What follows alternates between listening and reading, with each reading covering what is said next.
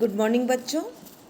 आज का अपना टॉपिक तुलनात्मक राजनीति का परंपरागत दृष्टिकोण।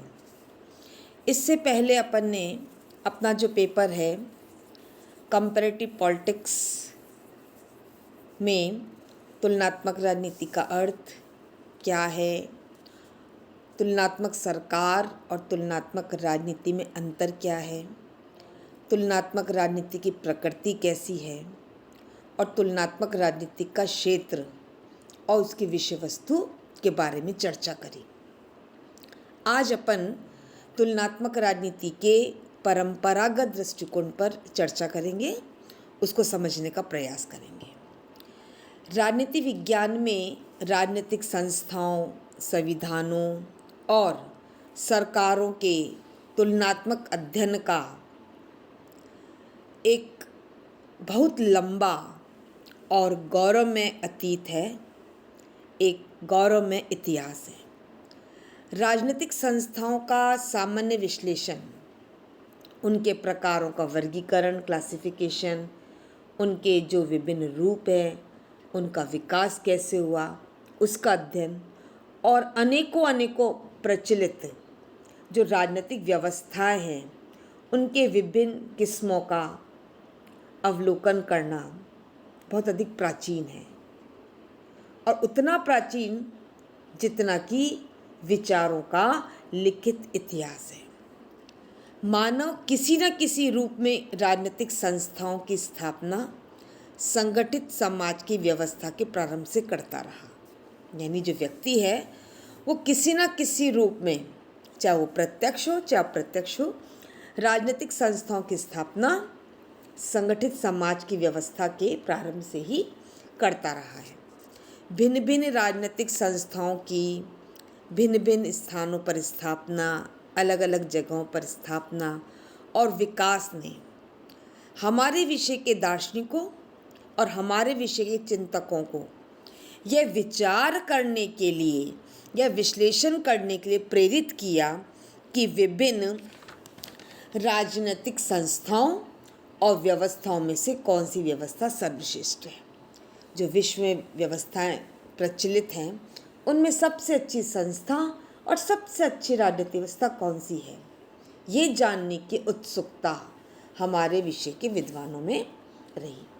किसी राजनीतिक संस्था की श्रेष्ठता या किसी राज्य विशेष के लिए अनुकूलता का ज्ञान प्राप्त करने के लिए राजनीतिक विचारकों ने शुरू से ही राजनीतिक व्यवस्था और संस्था की उससे भिन्न राजनीतिक व्यवस्था तुलना कर निष्कर्ष निकालने का प्रयत्न किया। दो विभिन्न प्रकार की राजनीतिक संस्थाओं व्यवस्थाओं की तुलना करना हमारे विषय के विद्वानों के लिए एक शुरू से ही, प्रारंभ से ही उन्होंने इस चीज़ का प्रयास किया कि हमें तुलना करके विभिन्न संस्थाओं की, विभिन्न राजनीतिक व्यवस्थाओं की आपस में तुलना करके हम एक श्रेष्ठ व्यवस्था की पर निष्कर्ष पर पहुंचना है।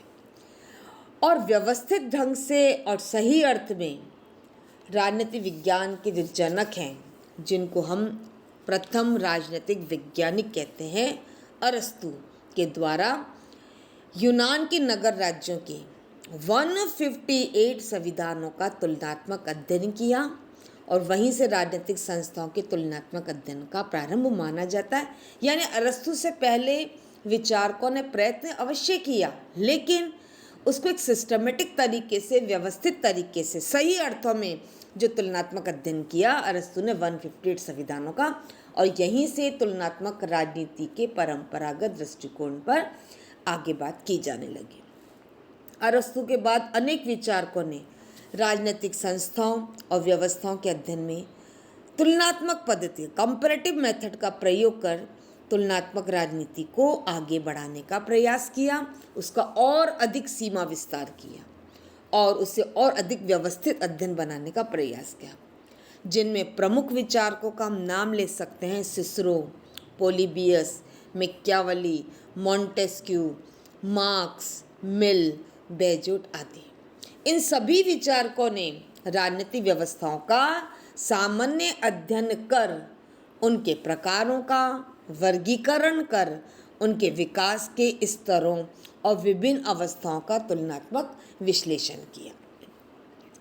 राजनीतिक संस्थाओं और सरकारों के अध्ययन के प्रारंभिक प्रयासों को और उसके बाद के कुछ अध्ययनों को हम परंपरागत तुलनात्मक राजनीति का नाम देते हैं। कि जो प्राचीन काल में जो शुरुआत का प्रयास है, उन और शुरुआत का प्रयास किसका? राजनीतिक संस्थाओं का, सरकारों का जो अध्ययन का प्रयास है, उस अध्ययन को हम परंपरागत तुलनात्मक राजनीति का नाम देते हैं। बारकर, लास्की, कार्ल जे फ्रेडरिक, हरमन फाइनर इसके प्रमुख विचारक हैं। इन्होंने तुलनात्मक पद्धति का प्रयोग कर यूरोप की संवैधानिक संस्थाओं की तुलनात्मक व्याख्या की और इन्होंने जो अध्ययन किया वो विवरणात्मक ही था और प्रमुख रूप से पाश्चात्य राजनीति व्यवस्थाओं के अध्ययन तक ही सीमित था। और तुलनात्मक राजनीति का जो परंपरावादी दृष्टिकोण है, इसका अध्ययन सीमित है और संकीर्ण है। अब यदि हम परंपरावादी राजनीतिक दृष्टिकोण को देखें तुलनात्मक राजनीति का, तो इसकी विशेषताओं में हम देख सकते हैं कि इसका अध्ययन प्रधानतः अतुलनात्मक अध्ययन था। अतुलनात्मक अध्ययन से मतलब एक दो देशों के अध्ययन तक ही सीमित था और समानांतर संस्थाएं हैं उनके अध्ययन तक सीमित था और संवैधानिक आधारों के आधार पर ही वर्णन करने में ये लोग अधिक समय व्यतीत करते थे। इसके साथ वर्णनात्मक अध्ययन था, न कि समस्या समाधानात्मक अध्ययन था, न कि व्याख्यात्मक विश्लेषणात्मक अध्ययन था। संकीर्ण अध्ययन था, अर्थात केवल पाश्चात्य राजनीतिक व्यवस्थाओं का ही अध्ययन करते थे, यानी संकीर्ण परिधि से बंधे हुए थे।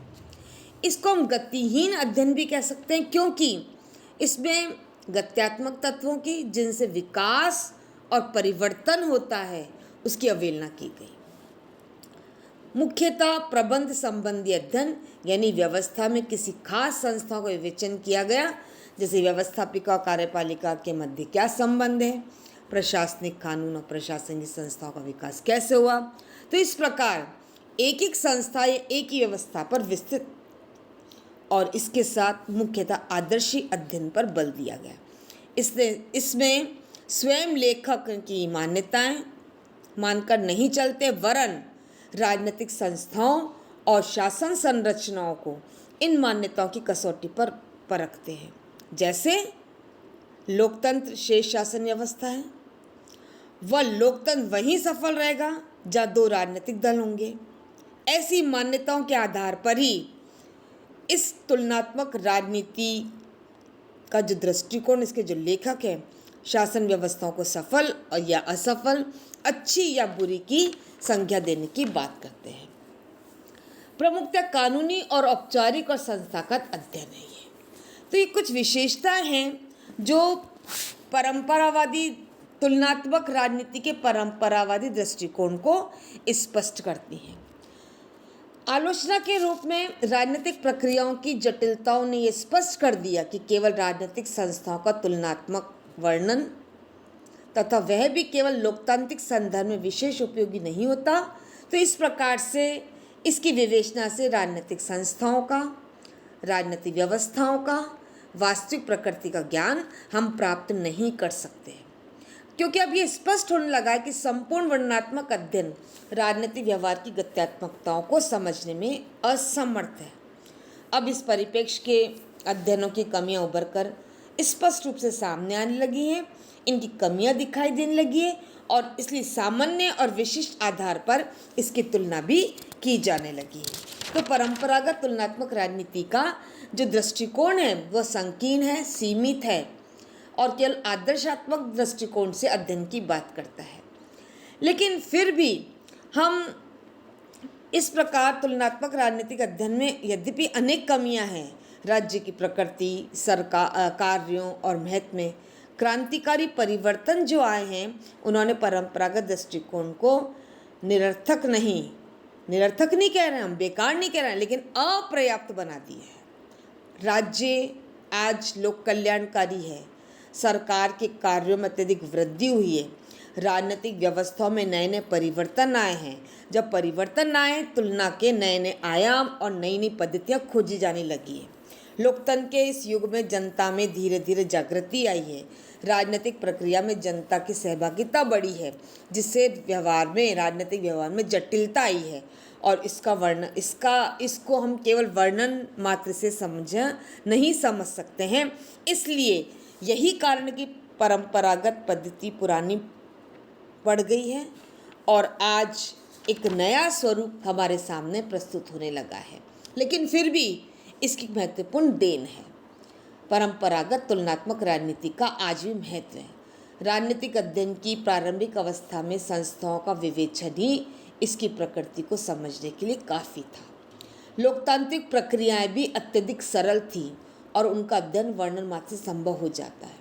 इन अध्ययनों ने इतने राजनीतिक तथ्य एकत्रित किए, संकलित किए कि उसके बाद बहुत अधिक वो उपयोगी सिद्ध हुए। इन अध्ययनों के कारण राजनीतिक व्यवस्थाओं की जटिलताओं का हमको आभास मिला। तो इस प्रकार हम कह सकते हैं कि परंपरागत तुलनात्मक राजनीतिक अध्ययन से जिन प्रवृत्तियों को प्रोत्साहन मिला, वही आगे चलकर आधुनिक अध्ययन का आधार बनी। इस तुलनात्मक राजनीति का परंपरागत दृष्टिकोण आधुनिक दृष्टिकोण का प्रेरक और कुछ सीमा तक मार्गदर्शक बना। अर्थात परंपरावादी तुलनात्मक राजनीति का जो दृष्टिकोण था, जिसमें हमने कुछ कमियां देखी, इन कमियों को ध्यान में रखते हुए तुलनात्मक राजनीति के आधुनिक दृष्टिकोण का जो आधार बना, वो परंपरावादी तुलनात्मक दृष्टिकोण ही बना। धन्यवाद।